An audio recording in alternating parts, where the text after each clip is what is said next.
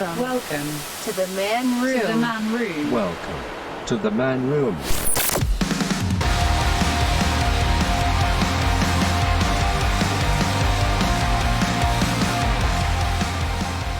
What's up, everybody? Welcome into the Man Room podcast. I'm your host, Marcus Bridges, and I don't want to do all the homework today, so just find us where you find podcasts. It's also on YouTube. It's pretty simple. No sense in naming off 18,000 of them.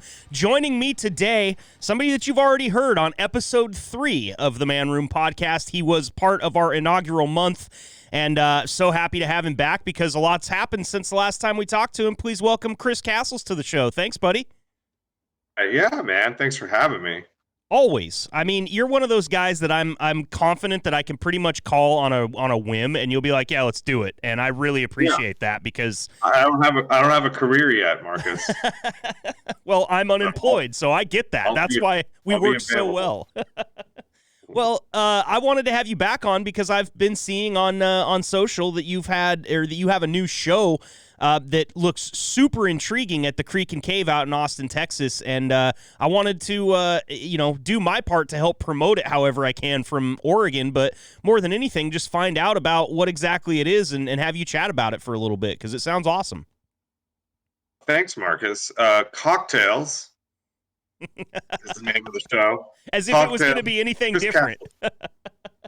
Chris Castle's Cocktails at Creek and Cave. A lot of alliteration there. CCCCC. But basically, it's a storytelling panel show. It's similar to the setup they use with Kill Tony. You know, if you guys know Kill Tony for a point of reference, but it's like a panel show, and I'm there with a couple of comics, and then we invite audience members to come up on the stage and tell sex or dating stories to the audience, and we interview them and ask questions and roast them, and mostly just make fun of them for being bad storytellers. Because let's be honest, most people suck at telling stories, especially in that format. They think that the important part is something that no one gives a shit about.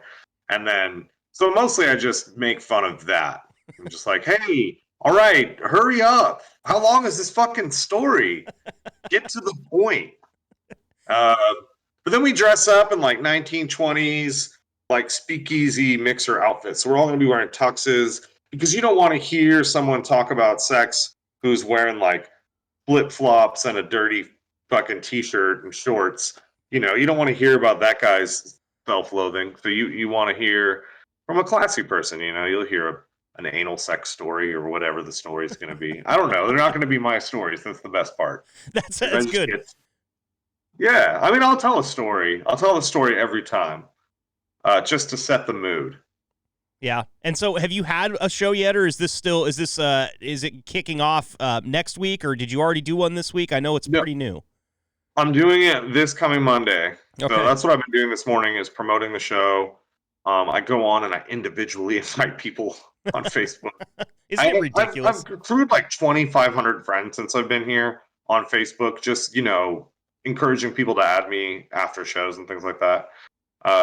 So I just reach out to those people. I just go, hey, you like this show? Maybe you like this show. Remember me? And so I'm trying to sell it out. It's crazy, man. I've done this show before in my backyard and gotten such good responses. And then I did a similar show with another comedian, storytelling panel show that was based on my idea for this show. I did that with them. We did 2 shows, and they were like fucking a smash. Yeah. So now I'm just doing it by myself. And my first guest is Shane Torres, Portland comedian. Love Shane Torres. He's so funny. So funny, dude. I love that guy.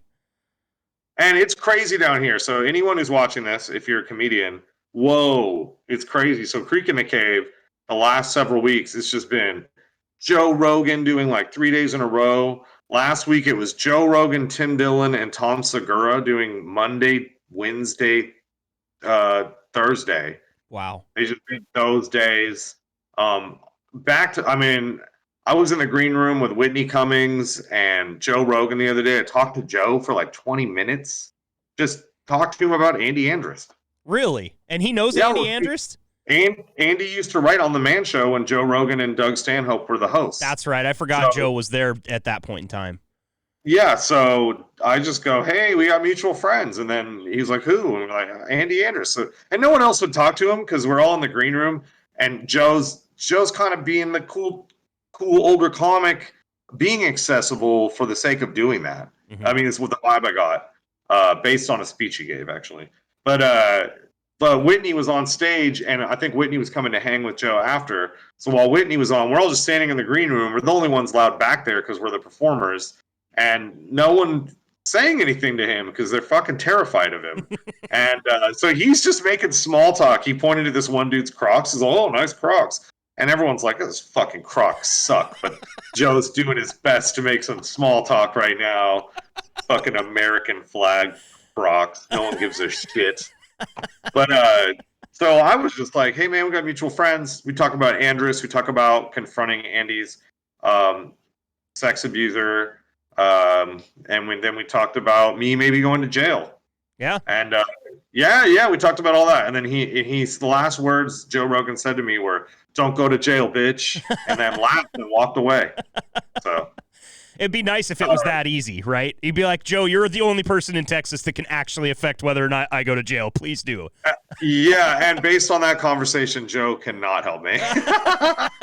He's like, oh, it's going to be a long time before Texas comes around. Yeah, that's unfortunate. And he's been a Greg Abbott, but maybe, man, I'll press him later and then he'll take it more seriously. But the reason I brought all that up, though, was to one-up myself and big time, y'all. Dude. No, I said that because it's just crazy, and I'm so excited to be accepted by this club, be given a chance to do my show, and show people that I'm funny the way I'm funny. Yes. And do it at a club where all this exciting stuff is happening is mind-boggling, but it's so encouraging, and I'm inspired to I'm cutting out all my other shows.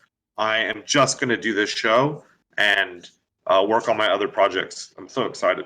That's awesome, man. Well, I'm excited for you because obviously not from Austin, don't live there, haven't been there, but I know the names because I listen to all the podcasts. And when I saw your flyer come out with the Creek and the Cave on the flyer and your show and you were hosting it and everything, I was just I was, what do they call it, Twitter-pated. Like, I got all giddy for you. I was all smiling. Because first of all, I saw Shane Torres on the first show, and it was like, well, Jesus, that's a big get right there. But I also know that you're rubbing shoulders with all those people and that you're talented enough to be on the same stage as them. And as far as Cocktails goes, I look at that. You are a unique person in that you have this way of getting people to open up about things that are very embarrassing to them or they might feel like they should be guarded about because, whatever reason. But I used to notice it on the Donkey Show, too, when we would have you on. Like, sometimes I would find myself talking to you about things that I never should have brought up on the radio. And I think it's just a quality that you have, that you make people feel comfortable, and they're going to come out there and try to not only make you laugh, but they're going to open up to you because they really, they just feel comfortable. And I can't wait, dude. Are you going to have this on video at all? Are you planning to in the future? Well, I'm supposed to be working. I'm working on it today, but that is one of the things that's been floating in my head. I feel I would be frustrated if I didn't record the first one. My only issue is that I'm using unlicensed music for the transitions, and I would like to switch to live musicians, but it's a lot to put together in a small period of time, and I don't want to overwhelm myself with too much production stuff in the beginning. Mm-hmm. So I'm just having a friend come DJ the music transitions from unlicensed music, which could be an issue in terms of releasing the footage later. Yeah, there's ways to get around it, but it all depends on whether or not you want to click that monetize button. If you're just putting it up there for people to see and you're not trying to get it sponsored. Well, that's the thing is I would like to monetize it. So my goal is, yes, to turn the show into something you can see online in clips. Okay. But this is the trial run. The club really likes the idea. When I pitch it to the showrunner, the person who manages the club, Rebecca, she liked my pitch. She was like, I love this. And she's definitely got the whole Mitzi Shore thing going on. I mean that in the most descriptive way possible from my understanding of the lore behind Mitzi Shore at the Comedy Store. He's just got this very like the matron of the venue. She's dealing with all these comics and all this stuff running it. So it's not that I'm afraid of her, but I picture the show via Facebook message. I say hello to her, or maybe a few words, but then I just don't say anything. I just try not to make any faux pas or be in the way ever, and just contribute to the club. But I'm excited to impress her. That is one of my goals. I think she likes the show idea. I know she'll be around. And impress the club. I love the club. And I want the show to be a smash. And I'm really hoping it will be a recurring thing. But that's part of my Redditancy. I don't want to be too like making plans for the future. I really just want to focus all my energy on this one show going off so that then I can go from there. Yeah. And then hopefully my goal is once a month because I can't handle more than that. And I want to sell it out when I do it. And I don't think selling out once a week is a train I want to build the tracks in front of. Yeah. Well, you can build those tracks later on as you gain the popularity. If it becomes something where, there's a possibility for you to do it once a week and you've gotten really good at it, I'm sure, especially if there's a dollar amount attached to that, you'd probably jump for it. But it's going to be something you got to feel out first and make sure that it's the way you want it to be. And you also don't want those things to be stale. I mean, there's a lot of really bad, crazy date and sex stories out there, but how many people are going to be willing to come up and tell them is something you're going to find out. It's going to be a snowball of it. I know that there's never going to be an end. Yeah. Especially if there is the lighthearted roast element to it, then people go there with the intention. They're excited to share. They're excited to hear the banter and the interaction, especially with the potential when working with this club to have a guest like Tom Segura or Tim Dillon or, Bonnie McFarlane when she's coming through town. There's all these great comics coming through. And just the idea of, and then Shane's on the first show, which, by the way, he's not supposed to be on the advert. I'd put the advert up. One of the faux pas I made. I should have reached out to Shane before I started advertising, but he had like a no contest or he didn't want his name on the flyer. Oh, okay. Sorry, Shane. You know what, though? And I know this from experience. A lot of times those non-compete contracts are garbage when you put them in front of good lawyers. We used to have to sign some things that were basically non-competes. We had a non-compete on the radio that said we couldn't go to another radio station while we were under contract inside of 100 miles. And I remember at some point in time a legal expert looking at that and being like, they can't enforce that shit. If they make you a better offer, you cancel your contract with them and you go over there to that other station. But don't screw up your contacts with good comedians for that. But I've heard that those things are more put there to scare people instead of actually control their actions. So I just think that I don't know why. The thing is that I am glad to comply to that, but I'd already made flyers and then shared a bunch and told people to share. Yeah. So now I've since changed it, but I still see people sharing, or they'll go on and find someone else's image of the old flyer because yeah, but this flyer doesn't have Shane's name. Who's Allison? And I'm like, Allison's the fucking other comic you're gonna wish you knew later. So, just. I don't know. It's so silly. But anyway, I'm really glad Shane's on. As you know, I saw Shane perform. One of his first, maybe his first time in Oregon. But I don't know. I think he may have performed in Texas before he moved to Oregon.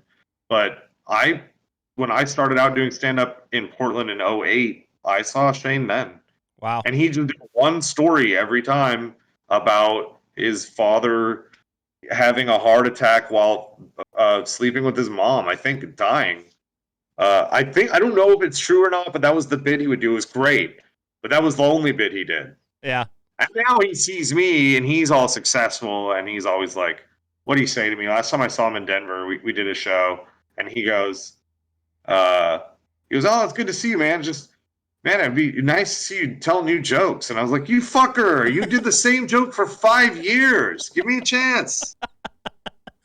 That's one of the things I love Shane. So it's really cool to have Shane on my first show. Yeah, dude. And one of the cool things, too, is that the more I listen to, various podcasts, talk to people like yourselves, I see that the comedy scene the comedy scene in general, like all the way across the coasts, people are good at breaking each other's balls, and I really like that about it. Like, I feel like that's part of being a comic, is that even if you haven't seen that guy in years, maybe you're going to say hi and be really happy to see him, but one of the first things you might do is bust their balls a little bit. And, of course, that probably is, like, you're not going to walk up to Joe Rogan and be like, nice shirt, idiot. But, like, somebody like Shane Torres that you've known since '08 and seen him perform since he was, a starting out comic, you come up to him and kind of fuck with him a little bit, and he fucks with you. Like, tell some new jokes, idiot. Like, I love that little back and forth. Do you find that is easier to come by as more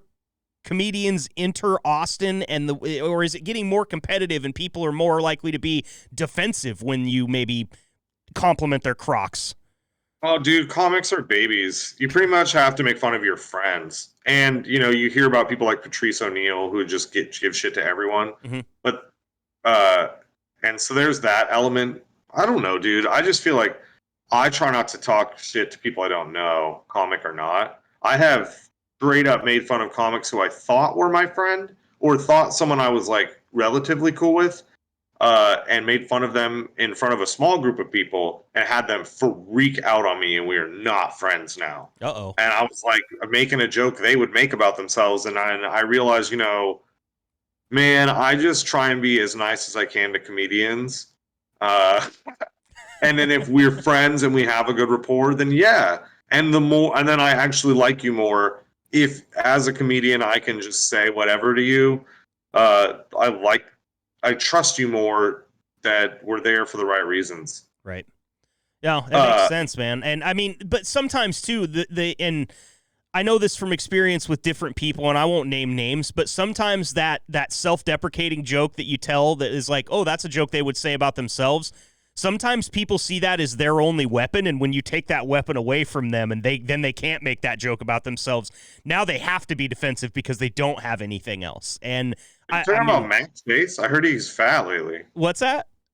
Are you talking about Mac Chase? Who are you talking about?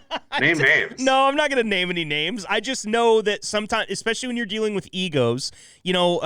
we're talking about Drew then. No, actually, I'm not talking about Drew. Believe it or not, I'm talking about somebody that didn't work for the radio station, but we saw them there often, and it wasn't you. So you're really trying to get me to name names here, and I'm telling you right now, I'm comfortable enough around you to not open up in a time that I shouldn't. See, I'd be really good at cocktails. I'd be able to kind of toe the line and only tell the parts that make me look super terrible. I can't fucking wait, dude. It's so funny because when you give people an opportunity, I was hosting an open mic for a friend who was out of town. I did it a couple nights in a row, but it's right on 6th Street, right by all the clubs. There's like 60 comics, right? And wow. It's just it's a marathon, and everyone gets 3 minutes. So being the host is an unenviable position. I fucking party with it. And so I was going up to groups of women that were there watching the show, and I would just go, hey, girl. You can tell it's like 6th Street night out. I just go, hey, girls, who's the funny one? And they'd all like, cheers. And they all, they usually single out one girl. Man, I got one of those chicks to go up. It is so fucking funny. She tells like one joke, but her friends are so into it, and it's like such this. It just made their night, man. They told me later, actually, they were all hanging out after the show. They're like, we meant to like go bar hop, and then we just ended up watching this open mic all night. I was like, oh man, y'all suck at 6th Street. But that just a testament to how much fun that is to see someone go up when you had no idea. You're just going out to watch a show. Now someone is on stage interacting with the performers. That's like fucking golden. It's just so interactive. It's so like something that happened. I just fucking love it, man. So I'm really excited for Monday to do that. And also, man, I enjoy doing stand-up, and I'm hit or miss. I'm getting okay at it. And as a performer, and now that the talent level's raised up, I really am like, fuck. I've been writing, dude. I've been writing like, yes, I've been taking all my old notes and going through and just realizing how little material I have is actually good. And out of all the stuff, how much I've just been writing the same things over and over and over again. I don't have notebooks full of jokes. I have notebooks full of some jokes that I've just rewritten the titles to. But when I'm in the atmosphere where someone else is taking the spotlight and it's about them and they're nervous and they're experiencing all those things that you're usually experiencing as the person who's in the spotlight, it's so much easier to be funny because you just sit and listen. And I've just trained myself to go, what is the thing I should not say right now? And then say yeah. And I just go say it. Say the thing that everyone's going to be like, I can't believe he said it. I cannot believe he said that. And I just say that thing over and over again. Because the first few, everyone's like, oh, whoa, bro. But then later, everyone starts hearing the thing and going, he's going to say the thing, right? And I'm like, yeah, I'm right here, baby. I'm saying the thing. Those first few like to chisel away at the tough exterior, and then after that, you get to that real good meaty part in the middle, right? Oh, dude, and then it's just everyone knows that, and then people in the audience who weren't planning on telling stories get excited, and then a bunch of them go home without the chance to tell the story. Is another cool thing about it is that you can't get everyone up. So it makes them want to come back next time. They want to come back, baby. Yep, that's awesome, man. That's what I'm trying to do. Hey, talk to me. Well, here, I want to ask you one thing before, because I do have something written down here that I can't wait to get into with you. But before we get there, since you're talking about writing, I wanted to pick your brain a little bit about that, because while I'm getting back into comedy, I did my first actual show here a couple weeks ago. I've been hitting some open mics and stuff like that. But what is Tell me about that. Wait a minute, I ask your question, but then make sure let's get back to the Eugene scene. Okay. Well, we can talk about that right now if you're interested. I mean, there's a couple mics going on Monday night. Right now, Seth Milstein is doing the Slice mic, which is down at Slice Pizza, right in the smack in the middle of the Whitaker. It's an awesome little outdoor venue. There's a hollowed-out train car that has chairs in it, and then they put, like, umbrellas and stuff like that out. It hasn't been raining, of course. And then it's got like lights strung across, so there's kind of some ivy and like some shade, so it's not right out in the sun. Beautiful stage that they built. Is that the old PRI? Where is that? Yes, that is the old PRI, and it's right out in the back. Okay, cool. I've eaten in that courtyard. Yeah, yep. So it's in the back. It's in the back. They built a stage. So that it stayed. Yeah, okay. They built a stage that is away from. It's basically on the opposite side of the courtyard from where you walk out back, and then all the chairs are right there. And I mean, I've done it 2 or 3 times now. I can't remember. But every single time, it's a great crowd. There's a ton of comedians. Everybody's there to watch. You might have that one person that came there to eat, and they either leave right away or they stick around and try to become part of the show, and they get razzed. But it's been a really fun mic. Best pizza in Eugene. I will tell you this right now. The best thing that happened to the Whitaker was when the Pizza Research Institute, which was a vegan pizza place, moved out, and they put a real like New York-style pizzeria by the Slice in there. It's amazing pizza. I do love New York style. I also like PRI though, because I can't get pizza like that anymore, and I love PRI. Well, you're definitely not going to be able to get it in Texas. They probably shoot people for being vegan out there, right? Or at least shoot at them. Anywhere outside of Austin, you'd be surprised, man. Austin is not what you think it is. Yeah. Austin is Eugene, but more fun. Well, I've heard that, and I've heard the relationship between Keep Portland Weird and Keep Austin Weird is kind of a similar thing there. So. I mean, I would love to experience it, but besides that, Eugene, there's the Lucky's Open Mic, which is Amuse Days, that's hosted by Chaz Logan Hyde, and he is down there every Tuesday. That one's a little tougher. Lucky's, dude. I used to bartend there. Yeah, good place, but obviously, they closed down 9th Street right there from like where the Starbucks on 9th and Broadway and Willamette is. They closed for like 2 blocks down because there was no outdoor seating for any of those restaurants that were there. So they closed the street so that they could have outdoor seating on the street. And unfortunately, that brought a bit more of the downtown riffraff that you're very familiar with that likes to congregate in the area. So fun. And so now they're really thick down there. And while I've only done Amuse Days once and it was on 420, so it wasn't a good representation of the crowd, what I saw at Amuse Days is like there's some people that are in there just because it's a place to be. They're not even really drinking. They're just kind of hanging out. If they weren't hanging out there, they'd be hanging out on the sidewalk or they'd be in the subway. They'd just be someplace. And those people kind of had an affinity to try to be part of the show. A lot of talking, a lot of kind of not respecting the fact that comedy's going on. But that's an open mic. I mean, that's the stuff you have to fight with when you're doing open mics. My only issue is the thing that I love about Slice that I dislike about Amuse Days is that at Slice, the comedians that smoke cigarettes can smoke cigarettes right where they are sitting. And so they stand there and they sit there and they listen to everything that everyone has to say. Whereas at Lucky's, they'll be inside for one or two comedians, and then all of a sudden you'll get this pour of like 7 or 8 people out the door. And I feel like now that the pandemic's happening, right, that people should be allowed to smoke in Lucky's again. We should. It's a cigar club. Fine, but we should be able to smoke at the Gentleman's Club again. And women shouldn't be allowed. Come on. Yeah. We're going to fix some Get problems. us back to the old days where we were making some fucking money here. The comedy would be better.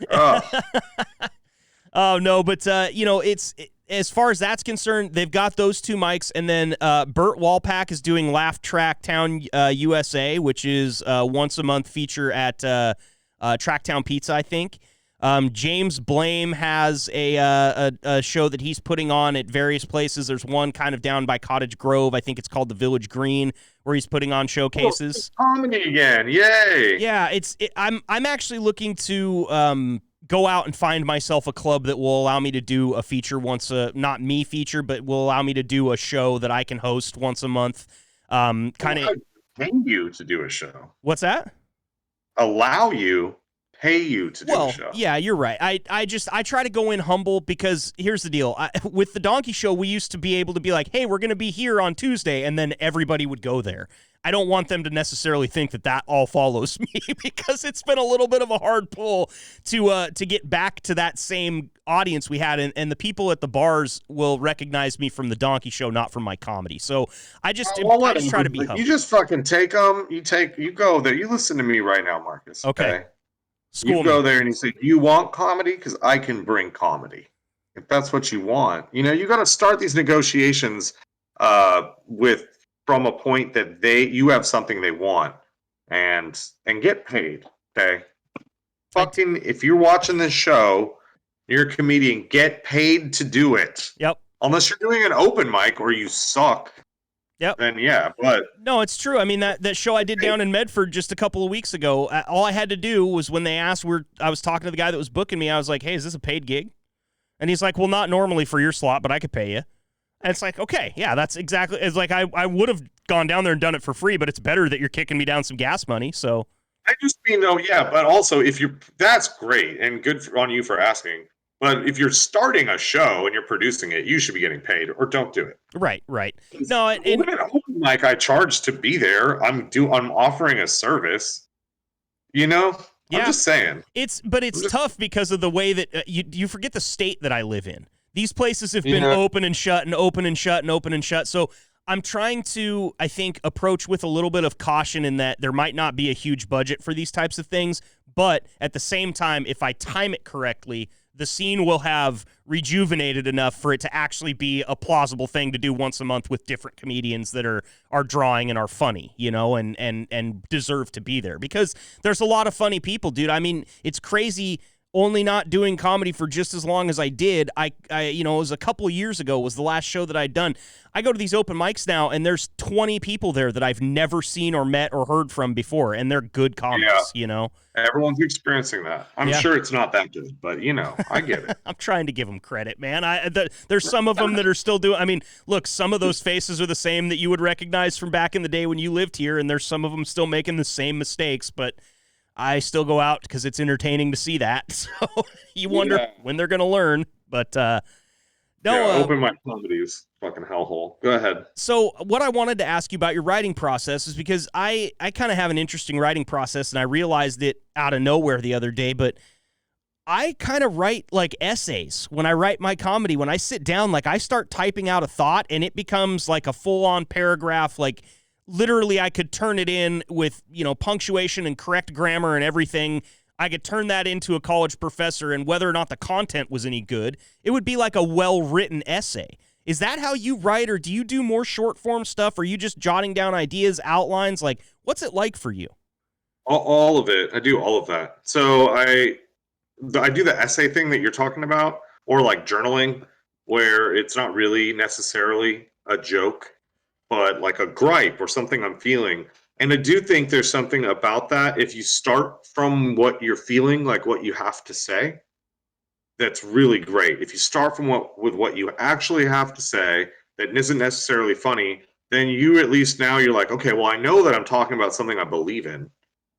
So then you just gotta, throw in the word twat or whatever and fucking say that you punched a baby at some point in the story, and then you got yourself a joke.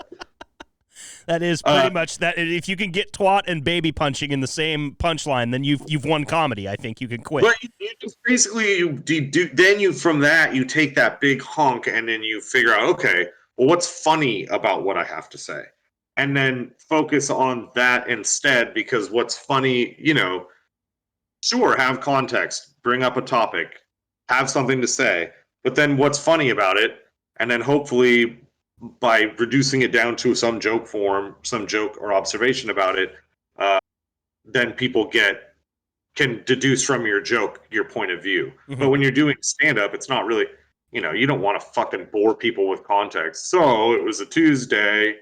My friend Josh, here's the thing about my friend Josh. We've been friends for... And it's like, dude, no one gives a shit. Well, no, but the thing was that he had the shit. I don't know. It's funny when you hear people tell like long form stories they think are important that they didn't go back and think like, yeah, but what's funny about this objectively to a person who doesn't know me or care? Right. What's funny? But no, that's part of my process. So I do what you're doing.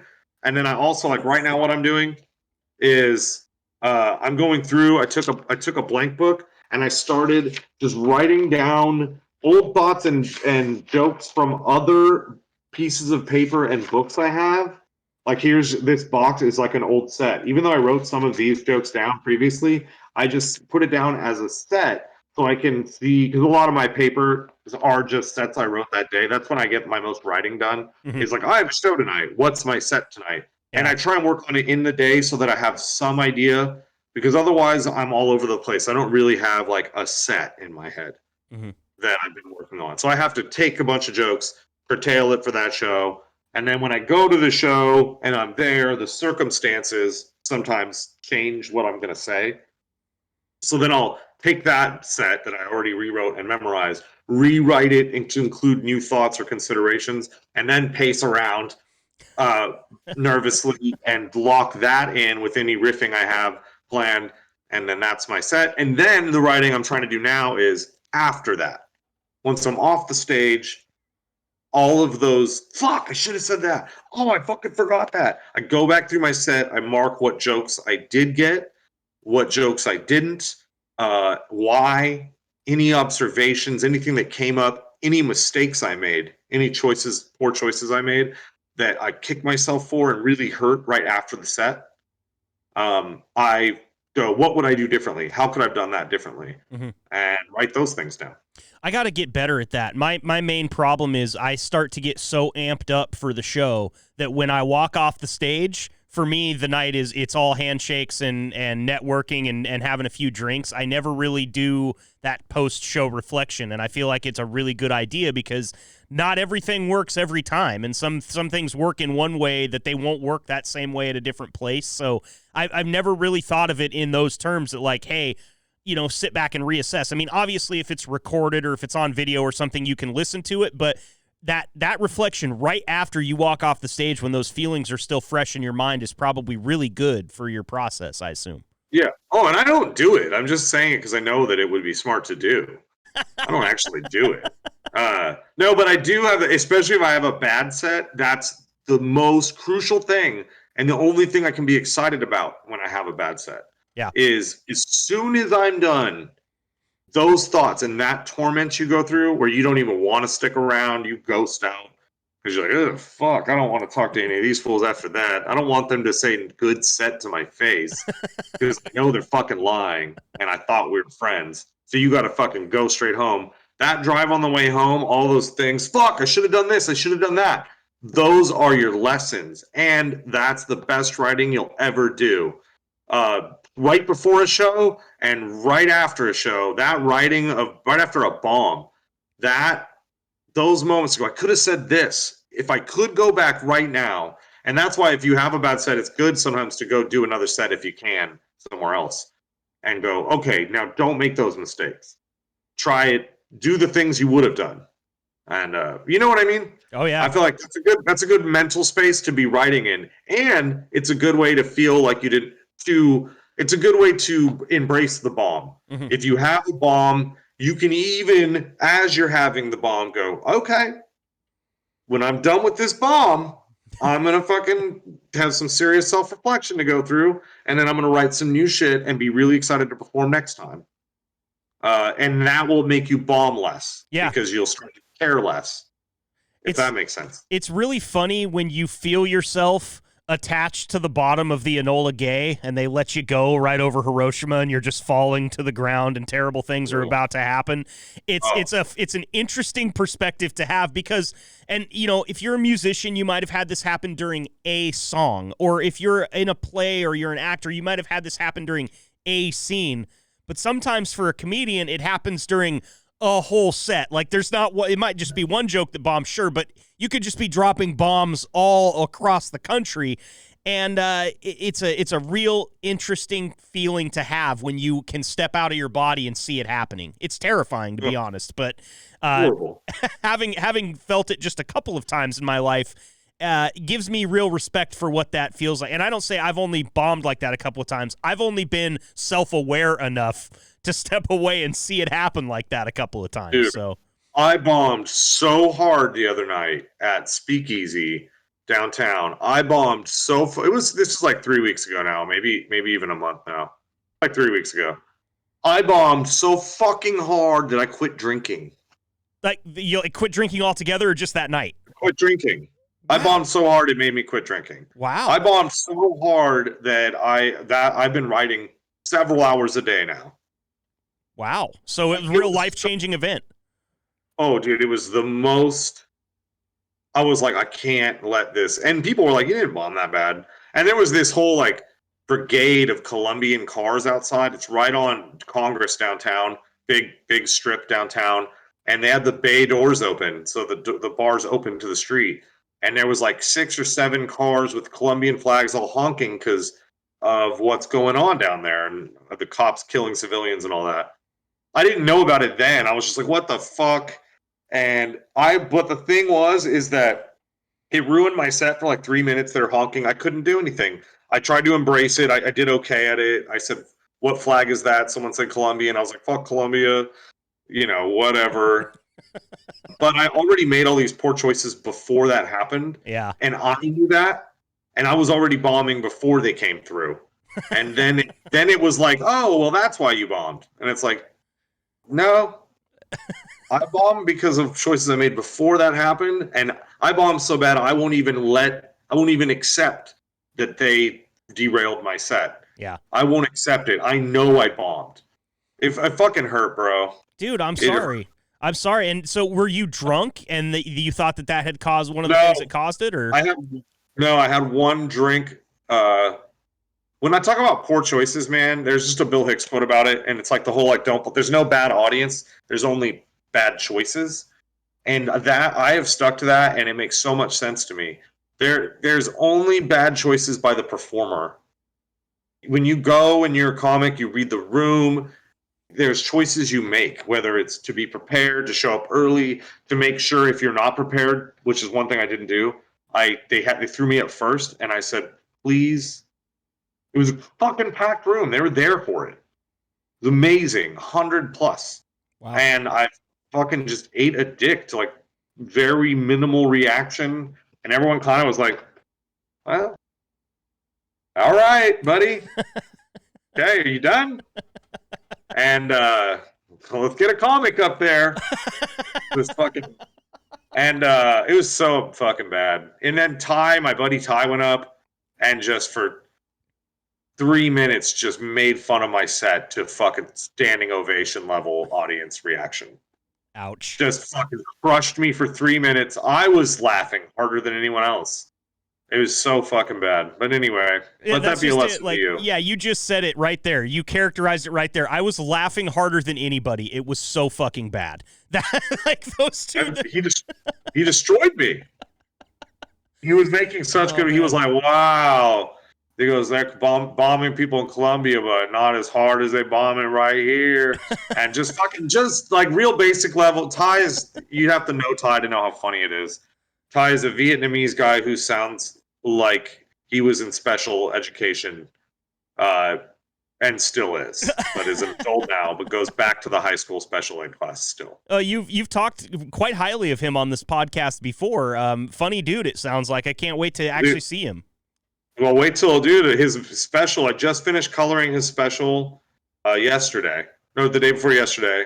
All we have to do is edit the audio. In fact, when I'm done here, one of the things I have to do is go rip these WAV files and send it. But also, Andy Andrus special is dropping on, at least on audio, on June 25th. So the marketing company that we're working with is going to have it on Sirius, Pandora, Spotify. You can find it anywhere, and we're going to be able to hear Andy's special finally. That's great, man. I can't wait. I can't wait to have him back in afterwards and talk to him more, help him, promote it, because just hearing the stories about what was going on when he was supposed to be, rehearsing and writing his special, and the stories that you told, the stories that he told, that was a lot of fun hearing about the saga that is Andy's special. Did you have Andy? Oh, did you have Andy on the show? Yeah, he was on the week after you were, actually. So we were cool. able to chat about all the stuff that you and I talked about, and then some other things. With Andy, it's I've equated talking to Andy like taking a tab of LSD and watching a fly buzz around the room for 4 hours, because it's hard to direct a conversation, but that's what I love about it, is that I don't have to direct the conversation. You just kind of sit back and let Andy go. He just goes. Yeah. Infinite energy. Well, here's something, and not to switch gears to something negative, because everything we've been talking about has been kind of positive, but I have been so excited to talk to you about something that happened on social media the other day. You and I chatted about it a little bit just in passing, but there's a guy that is a stand-up comedian here in Oregon. His name is Alex Elkin, and he's been doing stand-up for a long time in Oregon. He is doing like some kind of comedy for America type thing, where it's like he's telling some jokes that are kind of bad taste from what I understand. And essentially you can read about it in the Statesman Journal. He was going to do one at, I think, was it the Capitol Theater in Salem was where he had that. Yeah, make sure you put the link to this article up so people can read it. I will for sure. We'll put that in the description, so you'll be able to reference that article when you're listening to the podcast. Essentially, there was some people that went and protested the fact that he was going to do that show at that place, and the people that were putting the show on effectively canceled the show because they didn't want that negative press, and they didn't want to offend people, and there were people that were taking part in the show that didn't agree with its content. So now that show is being done and banned in Oregon, which is a big step down as far as population is concerned. But you shared the story from the Statesman Journal on Facebook, and you said some things to Alex, and you even tagged him in the post that caused him to come back, and you guys had a little back and forth in the comments. Yeah, I trolled him. you really did, and what you had said is that he had stolen some jokes from you in the past. So first I just want to say that I am aware that this behavior that I'm engaging in is petty and negative and not helpful. That being said, I only did it because, first off, it cracks me up that article exists, because it's like the kind of article I would read about and not know any of the players, and I would still be into it. Mm-hmm. I would read that whole article because it's about comedy, and I mostly think that it makes sense that it's happening. It doesn't surprise me. I don't think that there's like this big conspiracy that like there's a freedom of speech thing. I mean, I know there is. That's a real thing. I don't really see it as this like him being deprived of the freedom of speech. I just think it's kind of a silly article that's hilarious to me that it involves this like enemy in comedy, because he's not like my enemy, but he always does like this villainous character in his. He's like the kind of road dog guy, and I'm not judging him. I was never impolite to Alex. Maybe I was when I was drunk. I don't know. I don't feel like I was ever that impolite to him. He had me on a few shows, I think, I put him on some shows, and I mean, I just not a big fan of his comedy. I'm not a big fan of his, and I don't have any problem saying that, and that's why one of the reasons that I absolutely lit up when you were trolling him, because you were like something that you said was like, "Hey, nobody's writing about my comedy, so congratulations." And it was like, yeah, which is a shitty tactic on my part, because whenever anyone comes at me and then they're like, actually, he was upset, which I kind of made it as a joke, like, haha, you stole jokes from me. This is the bad karma, which is like, that's silly. But you shouldn't steal jokes, and if he did, then then it's like it's totally opens the door for you to say that stuff. Yeah. And listen, dude, I wouldn't do that. It doesn't matter to me that he took some of my jokes. It's just that I have heard that over the years from several friends of mine. Hey, man, remember this guy? And then they like describe him as kind of me, but a little uglier. And I'm like, God damn it, dude. Yes, I remember Alex. And no offense to ugly people, but this guy's fucking ugly, inside and out. But I've heard that enough times that I was like, you fucker. And I've given him shit online for it. And he responds the same way. Oh, yeah, which ones? Show me proof. And I don't really care. I don't care. I'm not like calling you out to shame you. But if I keep hearing you, they're doing my jokes, I feel like I get to make a joke that you steal my jokes. I get to say that. And it's funny to me. And like I said, I know it's petty, but this article was the perfect reminder to do that to him. So I did. Well, it's funny because we had some experience with Alex on the Donkey Show.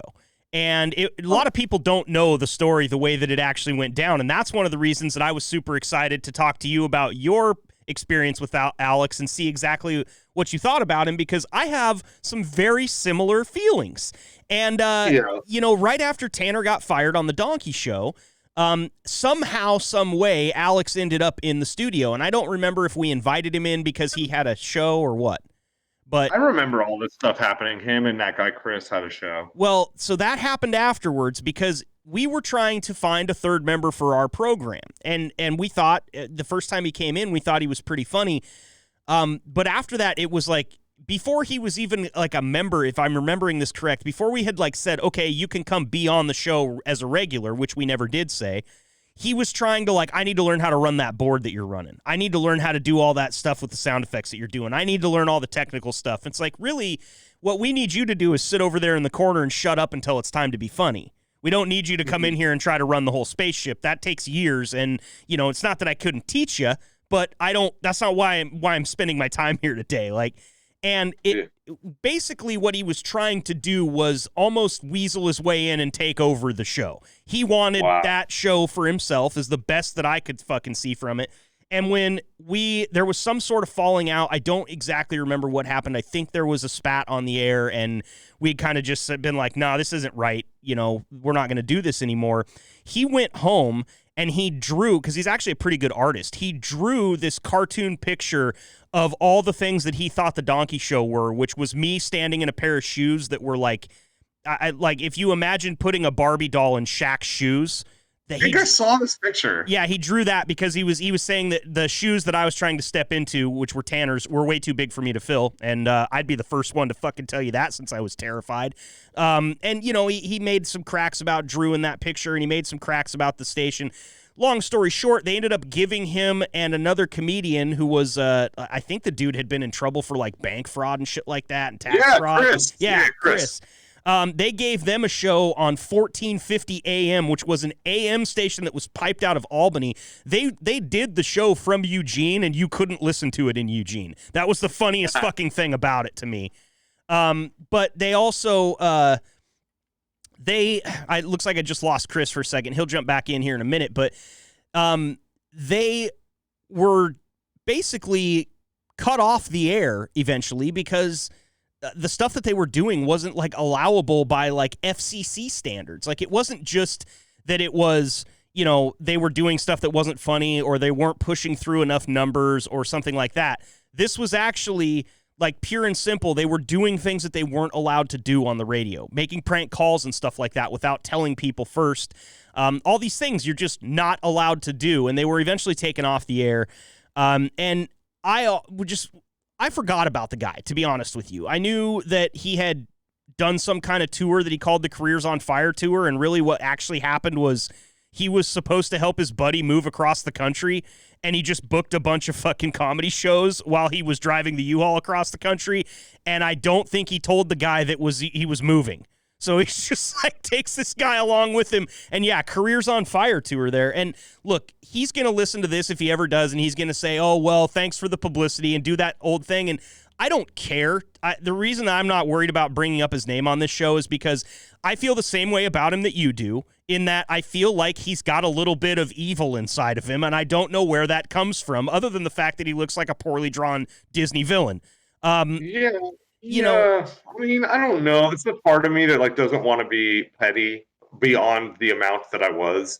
Is that I don't know the guy that well. I never had great energy from the guy. Never a good vibe.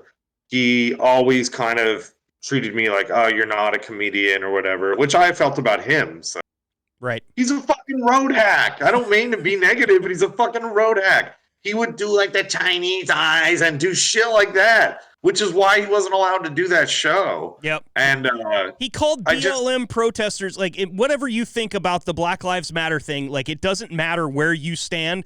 You cannot call Black Lives Matter protesters monkeys and expect to get away with it in this day and age. And that's what he did. And it's not even like get away with it. It's like you shouldn't say. I mean, you can say whatever you want. I just don't think that's very funny. Right. Well, it's not funny at all. It's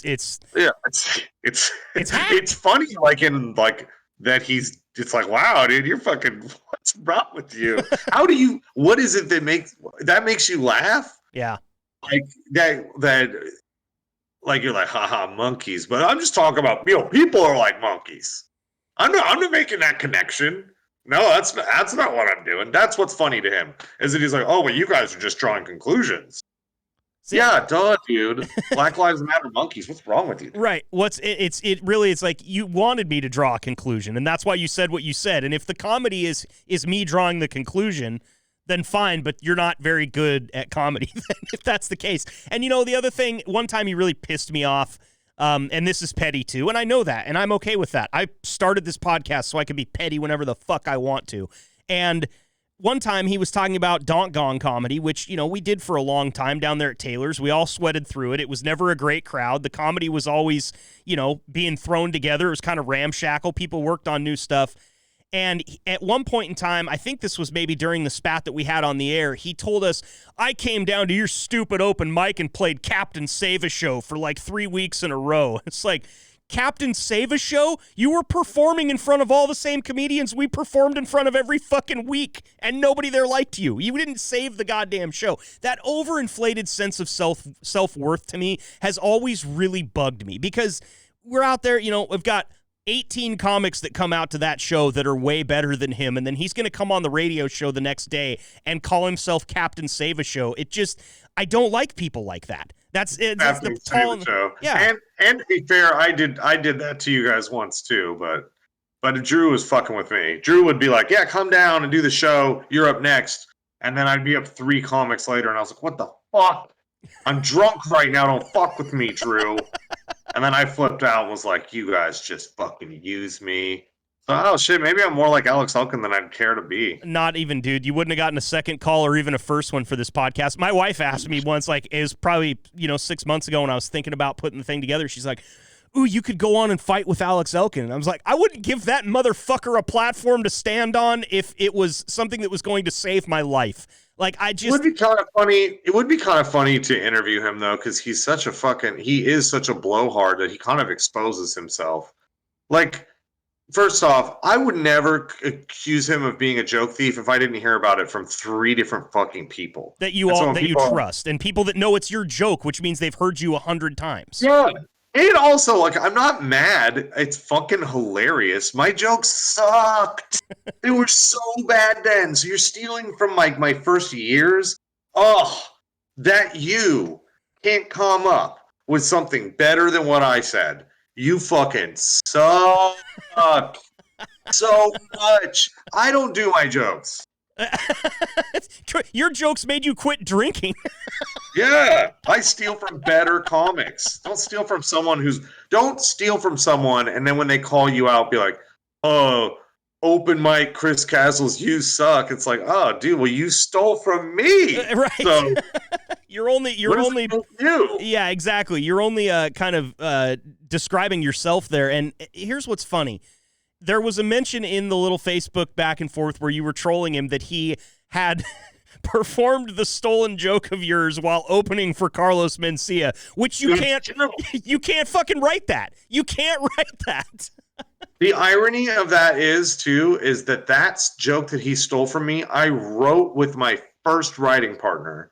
In 2007, I wrote with a guy who's not a stand-up, my friend Brett, who lives in LA now. He kind of taught me how to write jokes. I didn't really know how. And I was performing already, but I was really storytelling more. And anyway, so the jokes that he stole at the Carlos Mencia show, my friend wrote into me and told me he saw that same post. And he goes, "Yeah, it was you were joking about, what's the name of is it Glenwood? Is that the place between Eugene and Springfield?" Yes. Okay, so I would joke about Glenwood being the Grand Guignol of homelessness and how, I would talk about in Eugene, there's a Gandalf in every corner, but then you go into Glenwood and it's like a fucking David Lynch film and the lights are all you piss yellow and, there's just fucking cats crossing the street with syringes in their mouth and there's wheelchairs with no one in them, Tipped over. Tipped over. It's like, where did that guy fucking crawl out? He's chasing the cat with the syringe. And it was all those jokes, but those are all like kind of not even my jokes. They're my friend Brett's. So they were like a combination of my jokes and my friend Brett's. So my friend quoted the joke. He actually said the Gandalf line, and that was my friend's line. So it's funny. It's like, I don't really care. I was doing my friend's jokes because I didn't know how to write jokes. Yeah. And you've moved on from those jokes too. I mean, as any good comic would, you've left those jokes in the past and grown and written better things, Yeah, I've just written things for sure that are my things. But but Alex Elkin, it's funny. I just joke with him because I am a comedian. He is a comedian. Not one that I enjoy very much, but I don't enjoy a lot of comedians. And so, comedians that are nice to me. And that's okay. I wish Alex Elkin the best. I think it's okay for that venue to say we don't want this here. I think that's okay. Yeah. If I book a show and I hear something about someone that I find unfavorable, and there's evidence of them making, I just go, yeah, I don't really want that person on my show. I don't think that's cutting down the freedom of speech, or I think that's just like buyer's choice. And yeah, I think there's a big part in that where you got to remember who we're talking about here, because there's no way that we can say that Alex Elkin doesn't invite the controversy with the things that he chooses to say on stage. He's waiting for that reaction. That is kind of what he does. He's I don't want to call him like a right winger or something like that, but he understands the fact that his viewpoint is not the most popular in the public sphere. And so it's a lot like a shock jock would. You say it just because you get the impact, not necessarily because there's any meat behind the thought. And I don't know. Like I said, call me petty. I don't have to like everybody either. And I've never once, ever since I met that guy, never had a good feeling about him. Never got a good vibe off of him. And so, I don't want to sit here and tear him down for the rest of the podcast, but I did want to spend a little bit of time on it because I don't like to go out and publicly shame people and talk about people behind their backs or whatever. But since the Statesman Journal covered it and you gave it a little bit of a bump, I figured why not? How did it enter my lexicon? It's just trolling a troll. I enjoyed myself. But I also, even in that, I was like, I don't like doing this. I hate doing this. Yeah. I try to stick to sharing stuff that I'm doing. But did you see the Tony controversy? Kill Tony? Do you know? You know, Kill Tony, yeah. Yeah, I didn't see the controversy, no. Oh, wow, no one knows about it. You gotta fucking look this up, dude. No, actually, you know what's interesting is that it feels like it didn't really hit the radar as big as I thought. But NBC, all the major news things covered it. He used the racial slur on stage to refer to an Asian comedian. And the Asian comedian took a clip and posted the thing he said and kind of left out important context. But anyway, it went viral and Tony is canceled. Oh, jeez. But he's not. He's not. They He'll be just fine. moved. He got his show pulled from there. He got dropped by his management and all that stuff. You got to look it up, man. I will thought for sure definitely you'd look it want up. the inside. Well, I do, and because here's the thing, I think that people should not say things that they know they shouldn't say. Obviously, there's a group of words out there that everybody knows what they are, and everybody knows when you can and can't. And I think one of the only times that you can, and it has to be dependent upon the context, is on a comedy stage. And I really think that canceling people that are in saying this is going to sound like I'm contradicting myself when I talk about how Alex Elkin got his show canceled, but it's not. It's like you said, buyer's choice, first of all. The venue makes the decision on who they're going to have there, and just like Tony's management makes the decision on who they're going to manage, you have to think about what people say in the context of when they're saying it. On Kill Tony, they give you a minute, and then they roast you for like 5. And that's a comedian roasting a comedian right there. You're going to have some jokes that are going to be dark. There might be blue. They might be way inappropriate, but that is in and of itself comedy in a certain sense. And it bums me out to see comedians get canceled for things like that. However, it's not something that's beyond my understanding. Like I see, and I don't really understand how it's going to either be fixed or it's going to carry on into the future of comedy, because everybody, I mean, that's the Kill Tony is the most popular live podcast in the world, if I'm not mistaken. Yeah. As far as filmed live. And if 500 episodes in, Tony Hinchcliffe was a racist, you would know it. That's kind of, I don't know. What are your thoughts on it? How do you feel? No, I agree. I think it's just that there is this whole like new kind of cultural thing where once someone does something we think is unfavorable, we all kind of there's like this dog pile effect. And then it becomes like this affects our business. We can't be supporting what everyone appears to be hating. I mean, again, don't fucking just throw out slurs. That's not my personal choice. I wouldn't call an Asian guy a filthy fucking. What he did, you know, yeah. Yeah, but I wouldn't either, to be fair. I don't have the balls, and that's why I don't have the balls, is because I wouldn't. Is everybody listening going to be able to like find the comedy in it and not find the offensiveness in it? And the answer is no, I don't think so. I mean, it was lazy. He was doing satire. I think that there was mistakes made on both sides, but and it's not my style of comedy for sure.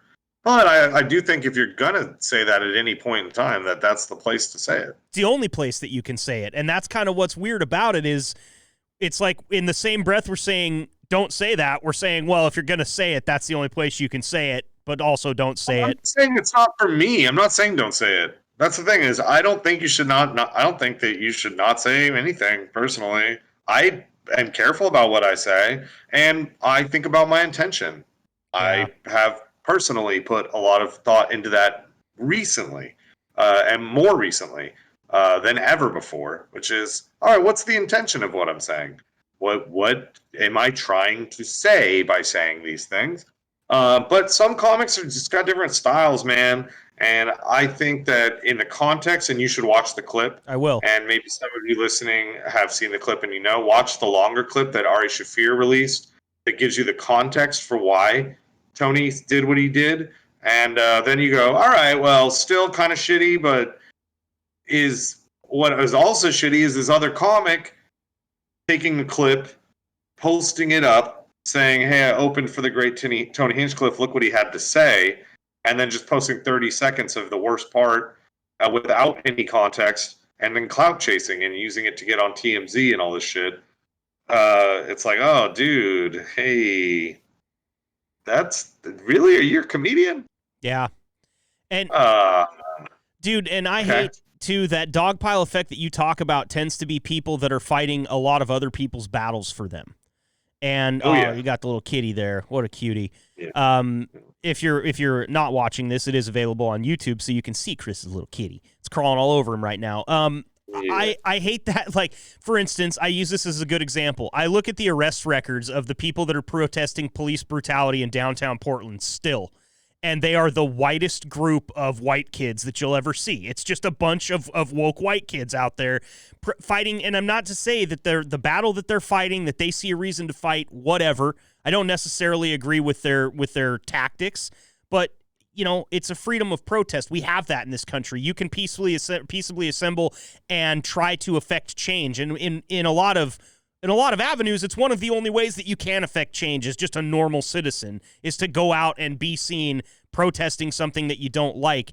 But how many of these 20-something-year-old University of Portland students that are, you know, came up with a silver spoon in their mouth and are going to, six-figure a year school right now, but then they spend their nights moonlighting by rioting in the streets of Portland and getting arrested? Like, it just, the whole thing to me doesn't add up. It seems like you're fighting someone else's battle, and I think that the dogpiling thing is a lot that too. It's well, this is an easy one to get on, and maybe he said something I didn't like in the past, and I wasn't able to jump all over him for that. But now that this guy's got a racial slur, I'm getting on this bandwagon and I'm taking down Tony Hinchcliffe. It's, I don't know, man. It's a really, really fucking weird culture that we live in right now for, you know, call it whatever you want, cancel culture, whatever you want to call it. The way that people are being basically deplatformed now for saying some things and that some other people might not agree with or are offended by is crazy. I don't understand it. I can't really wrap my head around it, because every time it happens, it seems to be a different thing that is at the center of it, but it's the same effect where, oh, you're canceled. Your management's dropped. All of your sponsors have dropped you. You don't make any money anymore. You're effectively fucked. Yeah, I mean, that's part of the story. I also think that it's an illusion that you're fucked, because if you are an artist and you have a fan base, you're not really ever fucked as long as you're being true on some level. You might get your management taken and not able to work at these venues, etc. But then time passes, and if your intention is to be an entertainer and you recognize that what you did was just comedy and not actually a hate act, and you just keep going. I mean, I don't know. To me, I'm just thankful I don't have a platform that I'm on. I don't have anything you can take from me, really. I'm already in trouble with the state of Texas. I'm more afraid of what they're going to take from me. And like my buddy Ty says, I'd rather work with canceled comedians, honestly. Of the two, the over woke or the canceled, give me the canceled. 100%. Y'all all week. Yeah, I'm interested. It's one of the things that had me a little bit hesitant to jump back into the Eugene comedy scene with the, you know, shows being at Lucky's, which, you know, Lucky's is Lucky's, but being down there right in the heart of the Whitaker district, I thought, like, do I have to change what I'm going to say to try to fit this crowd of people? And instead I just didn't, and it turned out to be the right choice. I'm glad that I didn't, but I'm not going to say that I didn't spend a full day thinking about that before I put my set together for that open mic. Interesting. Yeah. I am thankful for the new influx of comedians here now, because there's a lot more of the Opie and Anthony type comics moving into town from LA. Then there's a lot of really and strong joke writers from LA, but also strong joke writers from New York. Then there's all these small town comics who have their own different perspectives. Comics from Chicago that are tired of having to sidestep those minds of wokeness and all that, coming out to Texas to kind of just say whatever they want. And sometimes it comes out real bad. Shit, you think what Tony said is bad and watch it. You should hear the shit I hear at open mics. It's fucking comics from like Seattle come down here and they're just like, finally, I can say all the stuff that I haven't been able to say. And you're like, well, really? What? And then they're just like firing it off, and you're like, whoa, bro, fucking let it out. Why don't you just go scream in a closet? Holy shit. Stand on an overpass somewhere and let those thoughts go. Yeah, but the cool thing though is that it is a nice contrast. Because I'm not for either extreme. Right. But the extreme, there was this clickiness in Austin. It's so like isolating, and so it's really a breath of fresh air. That there's more people who are more open to being friendly and not just being clicky and sticking to their own piece. So there's just more options now, and I'm finding more people that accept me personally. So I'm so thankful because now I'm like permitting myself to say more fucked up stuff, which in contrast to some of the stuff I've heard is not. It's not really fucked up, but I had this warped view because it was so many of these kind of woke ass, hey, don't say this word, don't bring up this subject, and that's when I have a problem. Yeah. I can't bring up a subject? Nah, fuck you. I can't talk about Sandy Hook? Why not? Right. Why not? Why can't I talk about it? Oh, it's people get hey, I'm not using racial slurs without a punchline, so yeah, it makes you know what I mean. I'm like, oh wow, I've opened up, and I'm like, all this old stuff I kind of put away because I felt like it wouldn't get me booked at the one club in town. There's 6 clubs now. I don't have to worry about that. Yeah, and that is, I mean, once again, I feel like part of comedy in and of itself is that you know what? I'm going to make you laugh tonight. I'm going to make you feel happy and funny, but maybe I'm going to say something's going to make you feel a little bit uncomfortable. And later, when I pull you back, that's the whole point. The point that you were uncomfortable for a minute is what really sank the teeth of that joke in at the end. That's where the payoff is, where you're uncomfortable. Yeah, you don't really like where it's going. I don't know if I can hang with this one. And then, boom, if you can hit them at the end with that good punchline, the fact that they were uncomfortable the whole time is part of the payoff of the joke, in my opinion. Definitely, dude. I've seen that live a lot. Yeah, and I mean, look, it takes a really well seasoned comedian to do it because I see a lot of people try it and they just they get the uncomfortable part down in spades, but they never have that punchline. Yes, and that's when it's not worth that risk, is it? No. Well, and you know what, dude? I told you this on the message, and we're gonna wrap this up here. But I'm making it a point to sometime in the future come down and do some shows down there, do some open mics in Texas, just feel it out, just go down there and see what it's like because everything I hear so far is good, Chris. I haven't heard out of all the people moving down there, out of all the Kill Tonys, out of all the people that I listen to, podcasts and whatnot. Nobody has said anything bad about it yet, even with this influx of people that you're getting moving in. Well, the audiences are dumb. That's the problem is the audience. That's the only negative thing is that the audiences just aren't as they're not around as they haven't been around comedy as much as LA and New York. So they don't know how to act. So they get fucking wasted. So it's a little weird. That's the thing that I've noticed from LA comics. They're like, hey man, it's great. We're out here. We're all free. But man, these fucking audiences. Jesus fucking Christ, dude. Slow down. Not great late crowds in Austin. Yeah. Well, I mean, you're going to run into that, right? I guess that's part of fighting the battle of comedy is your crowd. I mean, like you said, though, Bill Hicks said it best. There's no bad crowds, right? Just bad choices.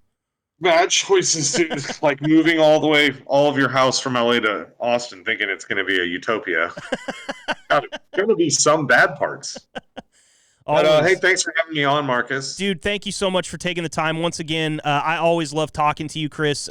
We could do this 3 times as much as we actually do, and I still would think that we've got a ton of stuff to talk about. So it means a lot that you will join me from Texas, and I hope, dude, that every time I think about you and I see something on Facebook that you're sharing, I'm like, Chris is taking the next step. Now you got your show, Cocktails, dude. I can't wait to see what happens. I can't wait to see where it goes.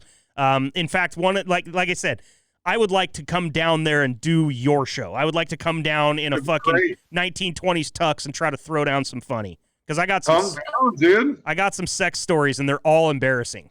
Even the ones I gotta now. come down, man. Come down to Austin. I encourage you. And then keep going to the mics, man. Tell everyone I said what's up. I will do it. And eventually I'll come up there and maybe we get some. Maybe bring cocktails on the road. Who knows? Dude, I would love it. And let me know if you're coming up here. We'll definitely just put on a show. You know, if you're ever going to come this way, there's no reason for us not to have, if you want to perform, not to have a show where we can feature you. And I know that there's plenty of people that would love to have you. So Cool. Thank you, brother. No I love problem. you all. See you later. yeah, I would love you too, Chris. That's the Man Room Podcast. Thanks, guys. Peace. Thanks for listening. And post transmission.